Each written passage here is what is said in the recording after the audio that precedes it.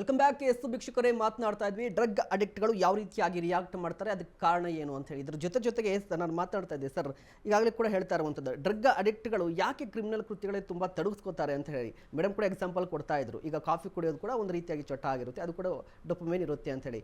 ಅದ್ರ next level drug ಅಂತ ತೆಗೆದುಕೊಂಡಂಥ ಸಂದರ್ಭದಲ್ಲಿ ಕಾಫಿ ಕುಡಿಯೋರು ಯಾರು ಕೂಡ ಕ್ರಿಮಿನಲ್ ಕೃತ್ಯದಲ್ಲಿ ತೊಡಗಿಸ್ಕೊಳ್ಳೋದಿಲ್ಲ. ಬಟ್ ಡ್ರಗ್ ಯಾಕೆ ಅಂತ, ಡ್ರಗ್ಗಿಗೆ ಯಾಕೆ ಅಂತ ಹೇಳಿದರೆ ಅವರಿಗೆ ಕ್ಷಣಿಕವಾಗಿ ಅಂದರೆ ಭಾಳ ಶಾರ್ಟ್ ಟೈಮಲ್ಲಿ ಜಾಸ್ತಿ ಲಾಂಗ್ ರೇಂಜಲ್ಲಿ ಸುಖ ಕೊಡುತ್ತೆ. ಇಟ್ಸ್ ಕಾಲ್ಡ್ ಆಲುಸಿನೇಷನ್ ಅಂತ.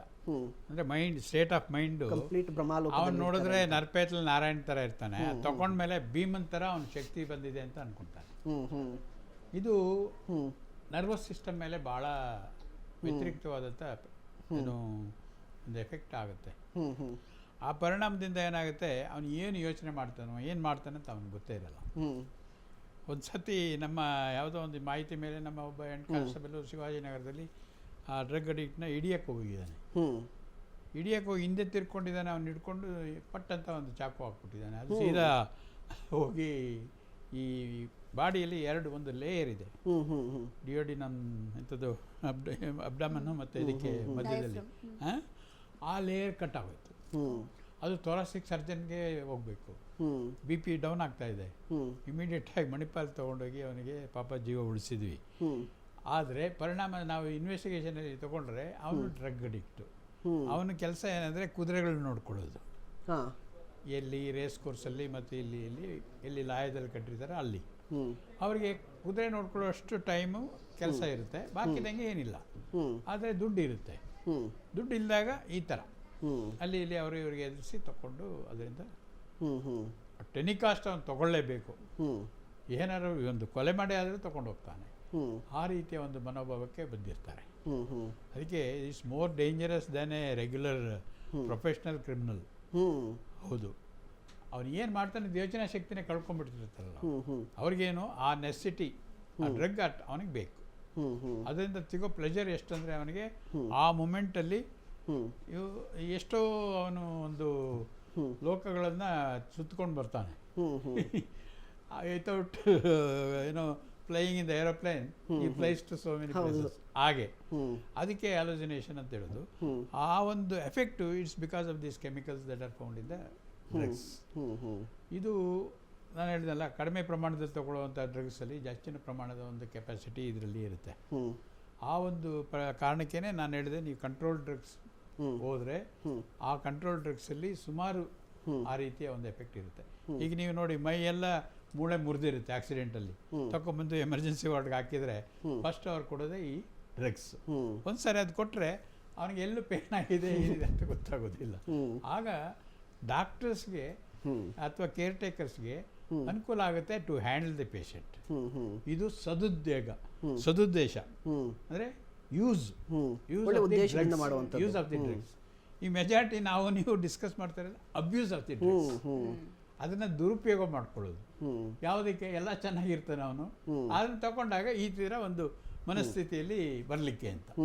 ಅದು ಶಾರ್ಟ್ ಲಿವ್ಡ್. ಅದರ ಎಫೆಕ್ಟ್ ಎಲ್ಲಿ ತನಕ ಇರುತ್ತೋ ಆ ವರ್ಷದ ಅವನು ಎಂಜಾಯ್ ಮಾಡ್ತಾ ಇರ್ತಾನೆ. ಇನ್ನೇನು ಯೋಚನೆ ಮಾಡೋಕ್ಕೂ ಆಗಲ್ಲ, ಅವನಿಗೆ ಬರೆಯೋಕ್ಕಾಗಲ್ಲ, ಓದೋಕ್ಕಾಗಲ್ಲ, ಒಳ್ಳೆಯದನ್ನು ಥಿಂಕ್ ಮಾಡಲಿಕ್ಕೂ ಆಗಲ್ಲ. ಆ ಥರ ಒಂದು ಸಿಚುವೇಶನ್ಗೆ ಬಿದ್ದುಬಿಟ್ಟಿರ್ತಾರೆ. ನೀವು ನೋಡಿರ್ಬೋದು, ಡೈಲಿ ಫಂಕ್ಷನ್ಸ್ ಕೂಡ ಆಗಲ್ಲ ಅನ್ನೋ ಸ್ಥಿತಿಗೂ ಹೋಗ್ಬೋದು. ಹೌದು, ಕೊನೆಗೆ ಏನಾಗ್ತಾರೆ ಅವರು, ಇದೇ ಬಿಕಮ್ ವೆಜಿಟೇಬಲ್ಸ್. ಏನು ಮಾಡೋಕ್ಕಾಗಲ್ಲ. ಏನು ಅವನು ಈ cannot perform any of his physical activities, physiological activities, or he cannot think of anything. That is ಗೊತ್ತಾಗ್ಬಿಡುತ್ತಲ್ವಾ ಇವನು ಡ್ರಗ್ ಅಡಿಕ್ಟ್ ಅಂತ ನೋಡಿದ್ರೆ ಕೆಲವ್ರು ಗೊತ್ತಾಗ್ಬಿಡ್ತಾರೆ ಅಂತ ಹೇಳಿ. ಹೌದು, ನೋಡಿ ಅವನು ಈಗ 30 ವರ್ಷ ವಯಸ್ಸಿರ್ತಾನೆ, 20 ವರ್ಷ ವಯಸ್ಸಿರ್ತಾನೆ. 30 ವರ್ಷದಲ್ಲಿ ನೀವು ಹೇಗಿದ್ವಿ, ಅವನ್ನ ನೋಡಿದ್ರೆ 30 ವರ್ಷದ 60 ವರ್ಷದ ಥರ ಕಾಣ್ತಾನೆ. ಮೇನ್ ಫಿಸಿಕಲ್ ಅಪಿಯರೆನ್ಸ್ ಅಲ್ಲೇ ಗೊತ್ತಾಗುತ್ತೆ ಇವನು ಅಡಿಕ್ಟು. ಅವನ ಕೈ ಕಾಲು ನಡಕ್ತಿರ್ತದೆ, ಅವನೊಂಥರ ಏನೋ ಕಣ್ ಕೆಳಗೆ ಫುಲ್ಲು ಕಪ್ಪಾಗಿರುತ್ತೆ, ಒಣಗಿರುತ್ತೆ. ಮತ್ತೆ ಅವ್ರು ಕ್ಲಿಯರ್ ಆಗಿ ಗೊತ್ತಾಗ್ಬಿಡು, ಬಾಡಿ ಲ್ಯಾಂಗ್ವೇಜ್ ಅಲ್ಲೇ ಗೊತ್ತಾಗ್ಬಿಡುತ್ತೆ ಅಂತ ಹೇಳಿ. ಏನು ನರ್ವಸ್ ಸಿಸ್ಟಮ್ ಬ್ರೇಕ್ ಡೌನ್ ಆಗ್ತಾ ಇರುತ್ತಲ್ಲ, ವರ್ಚುಲಿ ಅಷ್ಟೊತ್ತಿಗೆ ಸಾಕಷ್ಟು ಡ್ಯಾಮೇಜ್ ಆಗಿರುತ್ತೆ. ಆಮೇಲೆ ಅದನ್ನ ಕರೆಕ್ಷನ್ ಮಾಡೋದು ರಿಹ್ಯಾಬಿಲಿಟೇಷನ್ ಸೆಂಟರ್ ಅಂತ ನಿಮ್ಮ ಅನ್ಸಲ್ಲಿದೆ. ಅಲ್ಲಿ ಏನು ಮಾಡ್ತಾರೆ, ಅದ್ರ ಡ್ರಗ್ಸೇ ಕೊಡ್ಬೇಕು ಅವರು. ಕೊಟ್ಟು ಕೊಟ್ಟು ಕೊಟ್ಟು ಕಡಿಮೆ ಪ್ರಮಾಣಕ್ಕೆ ತಂದು ಆಮೇಲೆ ನಿಲ್ಲಿಸ್ಬೇಕು. ನಿಲ್ಲಿಸಿ ಆದಮೇಲೆ ತಿರುಗಿ ಅವನು if you goes back to the place where he leaves normally ಅಂದರೆ ಅವಾಗೂ ಡ್ರಗ್ಸ್ಗೆ ಹೋಗ್ತಾರೆ. ಹೌದು. ಮತ್ತೊಂದು ಚಿತ್ರ ಎಂಡ್ ಆಫ್ ದಿ ರೋಡ್ ಅಂತ ಮೋಸ್ಟ್ ಆಫ್ ದೆಮ್. ಅದರಿಂದ ಹೊರಗಡೆ ಬಂದವ್ರದ್ದು ಬಹಳ ಉದಾಹರಣೆಗಳು ಕಡಿಮೆ. ಮತ್ತೆ ಇನ್ನೊಂದೇನು ಅಂತ ಹೇಳಿದ್ರೆ, ಈಗ ಕುಡಿತದ ವಿಚಾರಕ್ಕೆ ಬರೋದಾದ್ರೆ, ಕೆಲವರು ಏನಾದರೂ ಕುಡಿದ್ರೆ ಒಂದಿಷ್ಟು ಅಗ್ರೆಸಿವ್ ಆಗಿರ್ತಾರೆ ತುಂಬಾ ಜನ, ಬಟ್ ಕೆಲವರೆಲ್ಲ ಕುಡಿದ್ರೆ ತುಂಬಾ ಜಾಲಿ ಆಗಿರ್ತಾರೆ ಅಂತ. ಈ ಡಿಫ್ರೆನ್ಸ್ ಯಾಕಿರುತ್ತೆ ಅಂತ ಹೇಳಿ ನೋಡಿ. ಈಗ ಡಿಫ್ರೆನ್ಸ್ ಜಾಲಿ ಇರುತ್ತೆ, ಈ ಕಡೆ ಅಗ್ರೆಷನ್ ಇರುತ್ತೆ ಅಂತ ಹೇಳಿ. ಅಗ್ರೆಸಿವ್ ಆಗಿ ಯಾಕೆ ಇರ್ತಾರೆ ಅಂದ್ರೆ ಅವ್ರು ಕಡಿಮೆ ಕುಡ್ದಿರ್ತಾರೆ. ಅವನು ಕುಡ್ದಿದ್ದೀನಿ ಅಂತ ತೋರಿಸ್ಕೊಳ್ಳಿಕ್ಕೆ ಅಂತ. ಯಾಕೆಂದ್ರೆ ಚೀಪಾಗಿ ಇರೋದೆಲ್ಲ ಕುಡ್ದಿರ್ತಾನೆ, ಅಲ್ಲಿ ಅವನು 4 ಜನ ನೋಡ್ಬೇಕಲ್ಲ, ನಾನು ಕುಡ್ದಿದ್ದೀನಿ ಅಂತ. ಅದು ಒಂದು ಮೆಂಟಾಲಿಟಿ ಜನ ಇರ್ತಾರೆ. ಅವ್ನು ಕುಡಿದ್ರೆ ಮನುಷ್ಯ ಅಲ್ಲ, ಅವನ ಹತ್ರ ಬೇಡಪ್ಪ, ಅವನು ಸವಾಸ ಅಂತಾರೆ. ಆದರೆ ಕುಡಿದು ಕೂಡ ಅಫೆನ್ಸಸ್ ಮಾಡ್ತಾರೆ, ಇಲ್ಲ ಅಂತಲ್ಲ. ಅದು ಒಂದು ಮಂಡು ಧೈರ್ಯ ತಗೊಂಡು, ಅದು ಧೈರ್ಯಕ್ಕೆ ಧೈರ್ಯಕ್ಕೆ ಇರ್ಬೋದು, ಒಂದು ರೀತಿ ಭಯ ಇದ್ದವರು ಮಾಡ್ತಾರೆ. ಆದರೆ ಕುಡಿತಕ್ಕಿಂತ ಇದು ಡೇಂಜರ್ ಜಾಸ್ತಿ. ಕುಡಿತಕ್ಕಿಂತ ಭಾಳ ಡೇಂಜರಸ್. ಕುಡಿತ ನಾನು ಹೇಳಿದ್ನಲ್ಲ, 20 ಬಾಟ್ಲ್ ಕುಡಿದು ಬೀರು ಏನಾಗ್ತಾ ಇಲ್ಲಪ್ಪ ಅಂತ. ಅವಾಗೇನು ಮಾಡ್ತಾರೆ ನೀನು ಅಂದರೆ ಸ್ವಿಚ್ ಓವರ್ ಟು ಡ್ರಗ್ಸ್ ಅಂತ. ಇದು next phase, maximum that is, ಅದು ವರ್ಸ್ಟ್. ಇದರಿಂದ ನಾವು ಸರ್ಕಾರಕ್ಕೆ ಏನು ಮಾಡಿ ಒಂದು ಅಪೀಲ್ ಮಾಡಬೇಕಂದ್ರೆ, ಫಸ್ಟ್ ಕುಡ್ತಾನೆ ನಿಲ್ಲಿಸಿ. ಹೌದು, ಅದು ಕೂಡ ನೀವು ಕೂಡ ಗೊತ್ತಿರೋದು ಅದು ಸಾಧ್ಯ ಅಂತನಾ? ಸಾಧ್ಯ ಇದೆ, ಯಾಕಿಲ್ಲ ಮತ್ತು ದೊಡ್ಡ ನೋಡಿ. ಈಗಿನ ಪ್ರಮಾಣದಲ್ಲಿ ನೋಡಿ, ಈಗ ನೀವು ಎಲ್ಲಿ ಗಲ್ಲಿಗೆ ಹೋದ್ರೆ ಒಂದು ಮೆಡಿಕಲ್ ಶಾಪ್ ಇರುತ್ತೆ, ಅದ್ರ ಪಕ್ಕ ಒಂದು ವೈನ್ ಶಾಪ್ ಇರುತ್ತೆ, ಪಕ್ಕ ವೈನ್ ಶಾಪ್ ಇದ್ದೇ ಇರುತ್ತೆ, ಮೆಡಿಕಲ್ ಶಾಪ್ ಇರುತ್ತೆ. ಯಾಕೆ? ಈ ಪೇಷಂಟ್ಸ್ ಅಷ್ಟೇ ಪ್ರಮಾಣದಲ್ಲಿ ಇದ್ದಾರೆ. ಇದು ಕೂಡ ಯೂಸರ್ಸ್ ಆಫ್ ದಿ ಆಲ್ಕೋಹಾಲ್ ಕೂಡ ಅಷ್ಟೇ ಪ್ರಮಾಣದಲ್ಲಿ. ನೀವು ನೋಡಿರ್ಬೇಕು, ಹೆಣ್ಮಕ್ಳು ಕ್ಯೂ ನಿಂತಿದ್ರಲ್ಲ, ಯಾವಾಗದು? ಎಲ್ಲ ಕೊರೋನಾ ಕರೆಕ್ಟ್. ಕೊರೋನಾ ಟೈಮಲ್ಲಿ ಹೋಗಿ ವಹಿಸಿ ಯಾವಾಗ ರೇಷನ್ ಟೈಪ್ ಆಯಿತೋ ಅವರು ಕೂಡ ಹೋಗ್ಬೇಕಾಯ್ತು. ಅಂದಮೇಲೆ ಲೆಕ್ಕ ಹಾಕ್ಕೊಳ್ಳಿ, ನೀವು ಡ್ರಗ್ಸಲ್ಲಿ ಸಿಕ್ಕಾಕೊಂಡವ್ರು ಎಷ್ಟು ಜನ ಹೆಣ್ಮಕ್ಳು ಅವಾಗ? ಅದು ಏನು ಸೆಲೆಬ್ರಿಟೀಸ್, ಅವ್ರನ್ನ ನೀವು ಹೇಗೆ ಸಸ್ಪೆಕ್ಟ್ ಮಾಡ್ತೀರಾ? ಮತ್ತೊಂದೇನಪ್ಪ ಅಂತ ಹೇಳಿದ್ರೆ, ಇಲ್ಲಿ ಪಾರ್ಟಿ ಆಯೋಜನೆ ಆಗಿರುತ್ತೆ. ಈಗ ರೇವ್ ಪಾರ್ಟಿ ಎಲ್ಲನೂ ಕೂಡ ಈಗ ರೇಡ್ ಆಗುತ್ತೆ. ರೇಡ್ ಆದ ಸಂದರ್ಭದಲ್ಲಿ ಒಂದಿಷ್ಟು ಸೆಲೆಬ್ರಿಟೀಸ್ ಎಲ್ಲ ಸಿಕ್ಕಾಕೋತಾರೆ. ಬಟ್ ಈಗ ಯಾರ ಮೇಲೆ ಕೇಸ್ ಆಗುತ್ತೆ ಅಂತ ಎಲ್ಲರೂ ಕೂಡ, ಎಲ್ಲ ಫೋಕಸ್ ಎಲ್ಲವೂ ಕೂಡ ಸೆಲೆಬ್ರಿಟೀಸ್ ಮೇಲೆ ಆಗುತ್ತೆ. ಪೆಡ್ಲರ್, ಇದು ಪ್ರೊಡ್ಯೂಸರ್, ಪೆಡ್ಲರ್, ಕನ್ಸ್ಯೂಮರ್, ಆಮೇಲೆ ಅದರಿಂದ ನಡೆಸೋನು. ಯಾಕಂದ್ರೆ ನೀವು ಹೇಳಿದ್ರೆ ರೇವ ಪಾರ್ಟಿಯವನು ನಡೆಸ್ತಾನೆ. Okay, by collecting all this family. ಅವರೆಲ್ಲ ಲೈಕ್ ಮೈಂಡೆಡ್ ತಾನೆ, ದೇ ಯೂಸ್ ಪರ್ಟಿಕ್ಯುಲರ್ ಇದಲ್ವಾ. ಆಗ ಅವರಿಗೆ ಲಾಭ ಯಾರಿಗೆ? ನಡೆಸೋನಿಗೆ. ಲಾಭ ಯಾರಿಗೆ? ಪ್ರೊಡ್ಯೂಸರ್ಗೆ. ಲಾಭ ಯಾರಿಗೆ? ಪೆಡ್ಲರ್ಗೆ. ನಷ್ಟ ಯಾರಿಗೆ? ಕನ್ಸ್ಯೂಮರ್ಗೆ. ಆದರೆ ಪನಿಷ್ಮೆಂಟ್ ಇಷ್ಟು ಜನಕ್ಕಿದೆ. ಯೂಸರ್ಗೂ ಕೂಡ ಪನಿಷ್ಮೆಂಟ್ ಇದರಲ್ಲಿ ಅದೊಂದು ದೊಡ್ಡ ಚಾಲೆಂಜ್ ಅನ್ಸುತ್ತಲ್ವ ಸರ್, ಆ ರೀತಿ ಕೇಸ್ಗಳನ್ನ ನಾವು ಸಾಲ್ವ್ ಮಾಡಲಿಕ್ಕೆ, ಚಾರ್ಜ್ ಶೀಟ್ ಹಾಕ್ಲಿಕ್ಕೆ ಎಲ್ಲ ಚಾಲೆಂಜ್. ಮತ್ತೆ ಅದಕ್ಕೆ ನೀವು you are a trained person, you cannot say helpless ಅಂತ. You are a trained person, you are bound to do it, you are paid for it. ಅದನ್ನ ಎಷ್ಟು ಮಾಡ್ತಾ ಇದ್ದಾರೆ ಈಗ ನೋಡಿ. ಒಂದು ಆಫೀಸರ್ನ ಒಂದು ಸ್ಟೇಷನ್ಗೆ ಹಾಕ್ಬೇಕಾದ್ರೆ ಎಷ್ಟೋ ಲಕ್ಷ ಅವ್ನು ಲಂಚ ಕೊಟ್ಟು ಹೋಗ್ಬೇಕಂತ ಇದೆ ಈಗಿನ ಕಾಲದಲ್ಲಿ. ನಾವು ಕೇಳ್ಪಟ್ಟು, ನಾವಾದ್ರೆ ಅವ್ರು ಹಾಕಿದ ಕಡೆ ಹೋಗ್ತಿದ್ವಿ. ನಮ್ಮ ಕಾಲದಲ್ಲಿ ಇದ್ದಿದ್ದು ಹೇಗೆ ಅಂದರೆ, ಅವರು ಒಬ್ಬರನ್ನ, ಈಗ ನೀವು ಇಂಥ ಸ್ಟೇಷನ್ಗೆ ಲಾಯಕ್ಕಿದ್ದೀರಾ ಅಂತೇಳಿ ಅವರು ಯೋಚನೆ ಮಾಡಿದರೆ, ಆಫೀಸರ್ಸ್, ಸೀನಿಯರ್ ಆಫೀಸರ್ಸು, ಅವರು ನಿಮ್ಮನ್ನ ಅಲ್ಲಿ ಆಯ್ಕೆ ಮಾಡಿ ಅಲ್ಲಿ ಹಾಕ್ತಾ ಇದ್ರು. ಇವತ್ತು ನಮ್ಮ ಸೀನಿಯರ್ ಆಫೀಸರ್ಸ್ಗೆ ಎಷ್ಟು ಪವರ್ ಇದೆ ಅಂದರೆ, ಒಬ್ಬ ಕಾನ್ಸ್ಟೇಬಲ್ಗೂ ಕೂಡ ಟ್ರಾನ್ಸ್ಫರ್ ಮಾಡ್ಲಿಕ್ಕೆ ಆಗಲ್ಲ. ಆ ಥರ ಒಂದು ಪರಿಸ್ಥಿತಿ ಇದೆ ಅಂತ ಮಾತಾಡ್ಕೊಳ್ತಾರೆ. ನಾನೇನು, because I am not the, ನಮ್ಮ ಒಂದು 37 ವರ್ಷ ಸರ್ವಿಸಲ್ಲಿ ನಾನು ಎಲ್ಲೂ ಕೂಡ ಒಂದು 10 ರೂಪಾಯಿ ಕೊಟ್ಟಿಲ್ಲ, ತಗೊಂಡಿಲ್ಲ. ಹೀಗೆ ಮಾಡಬೇಕಾದ್ರೆ ಅಲ್ಲಿ ನಾವು ಅದನ್ನ ನಿಗ್ರಹಿಸಕ್ಕೆ ಒಂದು ಮನಸ್ಥೈರ್ಯ ಬೇಕಲ್ಲ, ಬೇಕಾಗುತ್ತೆ, ಮತ್ತೆ ಧೈರ್ಯನೇ ಸಿಗುತ್ತೆ ಅಂತ ಹೇಳಿ ಒಂದು ಕೆಲಸ ಮಾಡಬೇಕು. ನಾನು ಕೇರ್ ಮಾಡಲ್ಲ, ಇದೆಲ್ಲ ಇನ್ನೊಂದು ಸ್ಟೇಷನ್ ಆಗುತ್ತೆ, ಐ ಆಮ್ ನಾಟ್ ಬಾದರ್ಡ್. ಇವನು ಇಲ್ಲಿ ಎಷ್ಟೋ ಸುರಿದು ಬಿಟ್ಟಿರ್ತಾನೆ. ಯಾರಿಗೆ? ದರಿದ್ರ ಈ ರಾಜಕಾರಣಿಗಳಿಗೆ. ಅವರು ಸರಿ ಹೋಗ್ಬೇಕು, ಅವರು ತೀರ್ಮಾನ ಮಾಡಬೇಕು. ಎಸ್, ಈ ಒಂದು ಇಲಾಖೆ, ಯಾವೊಂದು ಇಲಾಖೆನಾಗಲಿ ನಾನು ಮುಟ್ಟಲ್ಲ, ನಮಗೆ ಇಂಥದ್ದೇ ಆಗಬೇಕು ಹಾಗೆ ಅಂತ ಸರ್ಕಾರ ತೀರ್ಮಾನ ಮಾಡಿದರೆ ಇದೇನು ಕಷ್ಟ ಅಲ್ಲ. ಅದೇ ಥರ ಯಾರು ಆ ಒಂದು ಏರಿಯಾದಲ್ಲಿ ನಡೀತದೆ, ಸಿಗ್ತದೆ, ಅಥವಾ ಇದೊಂದು ವ್ಯವಹಾರ ನಡೀತದೆ ಅಂತ ಹೇಳಿದ್ರೆ ಅವ್ರಿಗೆಲ್ಲ ಒಂದೇ ಸರಿ ಮನೆಗೆ ಕಳಿಸ್ಬೇಕು. Correct. They should be scent home. ಸಾಧ್ಯ ಆಗಿಲ್ವ ಅವ್ರಿಗೂ ಅಪರಾಧಿಗಳಂತ ಮಾಡಿ ಜೈಲಿಗೆ ಕಳಿಸ್ಬೇಕು. ಹೌದು ಹೌದು. ಯಾಕೆಂದರೆ ಅಬೆಟರ್ ಆಲ್ಸೋ ಇಸ್ ಇದು ಇದರಲ್ಲಿ NDPS ಆ್ಯಕ್ಟಲ್ಲಿ ಇಸ್ ಎ ಸೀರಿಯಸ್ ಥಿಂಗ್. ಯಾಕೆಂದರೆ ನೋಡಿ, ನಮ್ಮ ದೇಶ ಯುವ ಜನರ ದೇಶ. ಹೌದು. ಇದು ಬಳಸೋದು ಯಾರು? ಮುದುಕರು ಬಳಸ್ತಾರೆ. ಮುದುಕರು ಬಳಸಿ ನಮಗೆ ಯುವಕರೇ ಚಿಂತೆ ಇಲ್ಲ. ಬಳಸ್ತಾ ಇದ್ದಾರೆ ಇಲ್ಲಿ. ಯುವಕರೇ ಜಾಸ್ತಿ ಬಳಸುವಂಥದ್ದು ಯುವ ಜನತೆ. ಎಕ್ಸಾಕ್ಟ್ಲಿ. ಇದೊಂಥರ ಮಾಫಿಯಾ ಕೂಡ. ಇದು ಏನೋ ಒಂದು ನಾವೇನು ಹೇಳ್ತೀವಿ, ಡ್ರಗ್ ಟೆರರಿಸಮ್ ಅಂತಲೂ ನಾವು ಹೇಳ್ತೀವಿ. ಹೌದು ಹೌದು. ನಮಗೆ ಆಗದಂಥ ದೇಶದವರು ದೇ ಆರ್ ಪಂಪಿಂಗ್ ಇನ್. ನೀವು ನೋಡಿದ್ರ ಈಗ ಟೆರರಿಸ್ಟ್ ಎಲ್ಲಿಂದ ಹಣ ಹೋಗ್ತದೆ? ಇದ್ರ ವ್ಯವಹಾರದಲ್ಲಿ ಎಷ್ಟೋ ಒಂದು ಪಾಲನ್ನು ಅವ್ರಿಗೆ ಕಳಿಸ್ತಾರೆ. ಅವರು ಇವರಿಗೆ ಸಹಾಯ ಮಾಡ್ತಾರೆ. ಇದೆಲ್ಲ ನೆಟ್ವರ್ಕು ನಮ್ಮ ಇಂಟೆಲಿಜೆನ್ಸ್ಗೆ ಗೊತ್ತಿರೋಂಥದ್ದೇ. ನಾನು ಕೂಡ ಒಂದು ಲೈಸನ್ ಆಫೀಸರ್ ಆಗಿದ್ದಾಗ, ನಾನು SP ಇದ್ದಾಗ ಹಾಗೇನೆ ಮಾಡಿದ್ದೀನಿ ನಾನು.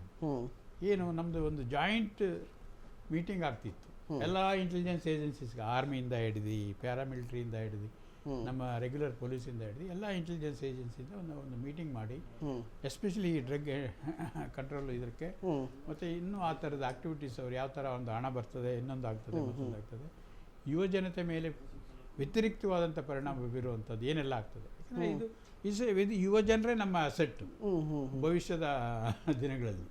ಅವ್ರನ್ನೇ ನೀವು ನಿರ್ಮೂಲನೆ ಮಾಡಿದ್ರೆ ದೇಶ ನಿರ್ಮೂಲನೆ ಮಾಡ್ದಂಗೆ. ಈ ವಾರೇ ಮಾಡಬೇಕಾದಿಲ್ಲ ನೀವು. ಸರ್ ಇವಾಗ ಹೇಳ್ತಾ ಇರೋಂಥದ್ದು ಮೇಡಮ್, ಇವಾಗ ಏನಾಗಿದೆ ಅಂತ ಹೇಳಿದ್ರೆ, ಸರ್ ಹೇಳ್ತಾ ಇದ್ರು ಈಗ ಯುವ ಜನತೆ ಅಂತ ಹೇಳಿ, ಈಗ ಇತ್ತೀಚಿನ ದಿನಗಳಲ್ಲಿ ಯುವತಿಯರು ಕೂಡ, ಅಂದ್ರೆ ಮಹಿಳೆಯರು ಕೂಡ ಹೆಚ್ಚಾಗಿ ತೊಡಸ್ಕೋತಾರೆ. ಏನ್ ಕಾರಣ ಆಗ್ತಾ ಇದೆ ಅಂತ ಮೀನ್ಸ್ ಅಂಡ್ ಇನ್ಕ್ಲೂಡ್ಸ್. ಇವತ್ತು ಯು ಕೆನಾಟ್ ಡಿಸ್ಟಿಂಗ್ವಿಶ್. ಇವತ್ತು ನಾನು ಹೇಳಿದ್ನಲ್ಲ, ಲೈನಲ್ಲಿ ನಿಂತ್ರಲ್ಲ ಯಾರು, ಎಷ್ಟು ಪ್ರಮಾಣದಲ್ಲಿದ್ರು ನಿಮ್ಗೆ ಆಶ್ಚರ್ಯ ಆಗಿಲ್ಲ ನಾವಾಗ. ಹೌದು. ಆದ್ರಿಂದ ನಾನು ಹೇಳೋದು means and includes, that is not point out ಯುವತಿಯರು ಯುವಕರು ಅಂತ. ಈ ಜನರೇಷನ್ ಆಗ್ತಾ ಇದೆ. ಏನಪ್ಪಾ ಅಂತಂದ್ರೆ confusion of the term feminism ಅಂದ್ರೆ ಮತ್ತೆ ಫ್ರೀಡಮ್. ಸೊ ನಾ ಒಬ್ಬ ಗಂಡ್ಸ್ ಮಾಡೋದೆಲ್ಲ ನಾನು ಮಾಡಿದ್ರೆ ನಾನು ಯಾರಿಗೆ ಕಡಿಮೆ ಅನ್ನೋದು ಒಂದು. ಎರಡನೇದು ಸ್ವಾತಂತ್ರ್ಯ. ಈಗ ನನಗೆ ಬೋರ್ ಆಗುತ್ತೆ. ಈಗ 10th ವರ್ಗು ಸ್ಕೂಲಲ್ಲಿ ಸ್ಟ್ರಿಕ್ಟ್ ರೂಲ್ಸು, ಡಿಸಿಪ್ಲಿನ್ಸು, ಯೂನಿಫಾರ್ಮು ಎಲ್ಲವೂ ಇರುತ್ತೆ. ನಂತರ ನಾನು ಫ್ರೀ. ಈ ಫ್ರೀ ಅನ್ನೋದರ ಅರ್ಥ ನನ್ನ ಸೆನ್ಸಸ್ ಏನೇನಿರುತ್ತೆ, ನನ್ನ ಪಂಚೇಂದ್ರಿಯಗಳು ಅದು ಹೆಂಗೆ ಕುಣಿಯಕ್ಕೆ ಹೇಳುತ್ತೋ ಹಂಗೆ ಕುಣಿಯೋದನ್ನ ಸ್ವಾತಂತ್ರ್ಯ ಅನ್ನೋದು ಒಂದು ತಪ್ಪು ಕಲ್ಪನೆ. ಆಕ್ಚುಲಿ ಒಂದು ಒಳ್ಳೆ ಟರ್ಮ್ ಇದೆ, ಫ್ರೀಡಮ್ ಟು ಸೆನ್ಸಸ್ ಅಲ್ಲ, ಫ್ರೀಡಮ್ ಫ್ರಮ್ ಸೆನ್ಸಸ್. ಅದೇ ನಿಜವಾದ ಸ್ವಾತಂತ್ರ್ಯ. ಅಂದ್ರೆ ಯಾವ ಸಂದರ್ಭಕ್ಕೆ ನನ್ನ ನಾಲ್ಗೆ ಏನೋ ಕೇಳುತ್ತೆ, ನನ್ನ ಮೂಗೇನೋ ಕೇಳುತ್ತೆ, ಕಣ್ಣೇನೋ ಕೇಳುತ್ತೆ. ಅಫ್ಕೋರ್ಸ್ ಈಗ technology addiction is also one of, ಇದಕ್ಕಿಂತ ಜಾಸ್ತಿ ರ್ಯಾಪಿಡ್ ಆಗಿ ಆಗ್ತಾ ಇರೋಂಥದ್ದು. ಯಾಕಂದ್ರೆ ನೋಡು ನೋಡು ನೋಡು ಅಂತ ಬಯಸ್ತಾ ಇರುತ್ತೆ. ಸೊ ನನ್ನ ಮನಸ್ಸು ಕುಣಿದಾಗೆಲ್ಲ ನಾನು ಕುಣಿತಾ ಇದ್ದೀನಿ ಅಂದ್ರೆ ನನ್ನ ಮನಸ್ಸಿನ ಅಡಿಯಾಳ ಆಗ್ತಾ ಇದ್ದೀನಿ ಹೊರತು ಆ ಅಡಿಯಾಳ ಆಗ್ತಾ ಇರೋದನ್ನ ಸ್ವಾತಂತ್ರ್ಯ ಅನ್ನೋ ಕನ್ಫ್ಯೂಷನ್ ಏನಿದೆ, that is one of the thing. And ಅದಕ್ಕೆ ಸರ್ ಹೇಳದಂಗೆ ಹುಡುಗ ಹುಡುಗಿ ಅನ್ನೋದಿಲ್ಲ. ಇನ್ನು ಪ್ರತ್ಯೇಕವಾಗಿ ಎಷ್ಟೋ ಮಹಿಳೆಯರಲ್ಲೂ ಅಷ್ಟೇ, ನಾನು ಯಾರಿಗೇನು ಕಡಿಮೆ, ನಾನು ದುಡಿತಾ ಇದ್ದೀನಿ. ಇವತ್ತೇನಾಗ್ತಾ ಇದೆ, ಒಂದು ಡಿಗ್ರಿ ಮುಗಿದ ತಕ್ಷಣನೇ 5 digits ಅಲ್ಲಿ ಸ್ಯಾಲರೀಸ್ ನೋಡ್ಬೋದಾಗಿದೆ. ಒಂದು ಕಾರ್ಪೊರೇಟ್ ಸೆಕ್ಟರ್ಗೆ ಹೋದ್ರೆ 5-6 digit ಆಲ್ಸೋ. ಇತ್ತೀಚೆಗೆ ಡಿಗ್ರಿ ಮುಗಿಸ್ಕೊಂಡಿರೋ ಒಂದು ಲಾ ಸ್ಟೂಡೆಂಟ್, ಒನ್ ಆಫ್ ಮೈ ಗೊತ್ತಿರೋರೇ ಹೇಳ್ತಾ ಇದ್ದೆ, ಸ್ಟಾರ್ಟಿಂಗ್ ಪ್ಯಾಕೇಜೇ 1.5 lakh ಇದೆ. ಜಸ್ಟ್ ಡಿಗ್ರಿ ಮುಗಿಸಿ. ಡಿಗ್ರಿವರೆಗೂ ನಿಮ್ಮ ಕೈಲಿ ಎಷ್ಟು ದುಡ್ಡು ಸಿಗುತ್ತೆ? ಅಪ್ಪ ಅಮ್ಮ ಕೊಟ್ರೆ 1,000, 4,000, 5,000. ಓಕೆ, ಶ್ರೀಮಂತರು ಒಂದು 10,000. ಸೊ 10,000 ನೋಡ್ತಿದ್ದವ್ರ ಕೈಗೆ ಈಗ ಫಸ್ಟ್ ಪ್ಯಾಕೇಜ್ ನಿಮಗೆ 1.5 ಲಕ್ಷ ಸಿಗ್ತಾ ಇದೆ. ಸೊ ಇಮಿಡಿಯೇಟ್ ಆಗಿ ಸಿಕ್ಕ ತಕ್ಷಣ ನಾನು ಏನ್ ಮಾಡ್ಬೇಕು? ನಾನು ಎಲ್ಲ ನೋಡ್ತೀನಿ, ಎಲ್ಲ ಟ್ರೈ ಮಾಡ್ತೀನಿ. I want to enjoy pub, I want to go this. ಅದೇನು ಅನ್ನೋದ್ರ ಅರಿವಿಲ್ದೇನೆ ನುಗ್ಗೋ ಅಂತ ಒಂದು ಗುಣ. ಸೊ ನನಗಿಷ್ಟು ಫೈನಾನ್ಷಿಯಲ್ ಇಂಡಿಪೆಂಡೆನ್ಸಿ ಬಂದಿದೆ, ನನ್ನನ್ನು ಯಾರು ಪ್ರಶ್ನೆ ಮಾಡೋದು ಅನ್ನುವಂಥದ್ದು. ಸೊ ಈ ತಪ್ಪಾದ ಕಲ್ಪನೆಗಳೇನೇನಿದೆ ಅಂಡ್ ಫ್ರೀಡಮ್ ಅನ್ನೋದರ ಒಂದು, ಎಸ್ಪೆಷಲಿ ದಿಸ್ ಟರ್ಮ್ ಫ್ರೀಡಮ್, ಅದರ ಒಂದು ಕನ್ಫ್ಯೂಷನ್ ಏನಿದೆ.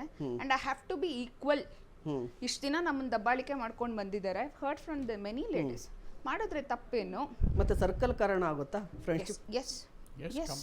ಯಾಕೆ ಅಂತ ಹೇಳಿದ್ರೆ ನೋಡಿ, ಈಗ ನಾವು ಮಾತನಾಡ್ತಾ ಇದ್ವಿ, ಮಿಡ್ಲ್ ಸ್ಕೂಲಿಂದ ಇದ್ದಂಥ ಒಬ್ಬ ಯುವಕ ನಾರ್ಮಲಾಗಿ ಗ್ರಾಮೀಣ ಪ್ರದೇಶದಲ್ಲಿ ಓದ್ಕೊಂಡು ಬಂದಿರ್ತಾನೆ, ಕಷ್ಟಪಟ್ಟು ದುಡ್ದಿರ್ತಾನೆ, ಅದಾದ ನಂತರ ಐ ಟಿ ಗಿಟಿಗೆಲ್ಲ ಹೋಗ್ತಾನೆ, ಐ ಟಿ ಕಂಪ್ನಿಗಳೆಲ್ಲ ಹೋಗ್ತಾನೆ, ಸ್ಯಾಲ್ರಿ ಬರುತ್ತೆ ಅಂಥೇಳಿ ಅವ್ನಿಗೆ ಗೊತ್ತಿರೋದಿಲ್ಲ ಏನು ಎಲ್ಲಿ ಸಿಗುತ್ತೆ ಏನು ಸಿಗುತ್ತೆ ಅಂತೇಳಿ. ಬಟ್ ಆ ಸರ್ಕಲಲ್ಲಿ ಗೊತ್ತಿರೋದ್ರಿಂದ ಅವನು ಕೂಡ ಆ ರೀತಿ ಡ್ರಗ್ ಅಡಿಕ್ಟ್ ಆಗುವಂಥದ್ದು. ಅದೇ ಹೇಳಿದಲ್ಲ ಪಿಯರ್ ಪ್ರೆಷರ್ ಅಂತ, ಒನ್ ಆಫ್ ದ ಮೇಜರ್ ಕಾರಣದ್ದೇನೆ ಪಿಯರ್ ಗ್ರೂಪ್ ಈ ಅಂತ. ಜೀವನದ ಈಗ ಶೈಲಿ ಕೂಡ ಬದಲಾಗ್ತಾ ಇರುವಂಥದ್ದು, ತುಂಬ ಪ್ರೆಷರ್ ಅಂತ, ಅದಕ್ಕೇನಾದರೂ ರಿಲೀಫ್ ತಗೊಳ್ಳೋಕೆ ಆ ರೀತಿ ಹೋಗ್ತಾ ಇದ್ದಾರೆ. ಪ್ರೆಷರ್, ಬೋರ್ಡಮ್ ಎರಡು. ಈಗ ಒಂದು ರಿಸರ್ಚ್ ಹೇಳುತ್ತೆ, ಮುಂದಿನ ಪೀಳಿಗೆ ಅಥವಾ ಮುಂದಿನ ಇಡೀ ಪ್ರಪಂಚ ಅನುಭವಿಸಬಹುದಾದಂಥ ಒಂದು ಬಿಗ್ಗೆಸ್ಟ್ ಎಪಿಡೆಮಿಕ್ ಲೋನ್ಲಿನೆಸ್, ಒಂಟಿತನ. ಸೊ ನಾವು ವಸ್ತುಗಳನ್ನೆಲ್ಲ ಕೊಟ್ಬಿಟ್ಟು ಅದರಲ್ಲಿ ನೀವು ಎಂಜಾಯ್ ಮಾಡಿ ಅನ್ನೋದು, ಅದನ್ನ ಪ್ರೀತಿ ಅನ್ನುವಂಥ ಒಂದು ಕಲ್ಪನೆಯಲ್ಲಿ ಕೂಡ ಪೇರೆಂಟ್ಸ್ ಇದ್ದಾರೆ ಆ್ಯಂಡ್ ಟೋಟಲಿ ಅವರು ಪ್ರಪಂಚದಲ್ಲಿ ಅವ್ರು ಇರ್ತಾರೆ. So boredom, lack of activities ಇವೆಲ್ಲವೂ ಕೂಡ ಸಮಯವನ್ನ 24 ಗಂಟೆ ಹೇಗೆ ಕಳಿಬೇಕು ಅಂತ ಗೊತ್ತಾಗ್ತಾ ಇಲ್ಲ. ಆಗ ನನಗೆ ಬೋರ್ ಆಗ್ತಾ ಇದೆ, ನೋವಾಗ್ತಾ ಇದೆ, I want to be happy. Happy and pleasure ಎರಡು ಬೇರೆ ಬೇರೆ, ಒಂದೇ ಅಂತ ಕನ್ಫ್ಯೂಸ್ ಮಾಡ್ತೇವೆ. This is pleasure but this is not happiness. Yes madam, ಮಾತನಾಡ್ತೇ ಹೋಗೋಣ. ಯಾಕೆಂದರೆ ಸಾಕಷ್ಟು ವಿಚಾರಗಳು ಕೂಡ ಇರುವಂಥದ್ದು. ಯಾಕೆ ಅಂತ ಹೇಳಿದ್ರೆ ಇದು ಕ್ರೈಮ್ ಮತ್ತು ಜೊತೆಗೆ ನಾವು ವ್ಯಕ್ತಿ ಜೊತೆಗೆ ಸಮಾಜಕ್ಕೂ ಕೂಡ ಮಾರಕವಾಗಿರುವಂಥದ್ದು ಈ ಡ್ರಗ್ಸ್. ಇದ್ರ ಬಗ್ಗೆ ಕೂಡ ಮಾತನಾಡ್ತಾ ಹೋಗೋಣ ಸಣ್ಣ ಬ್ರೇಕ್ನ ನಂತರ.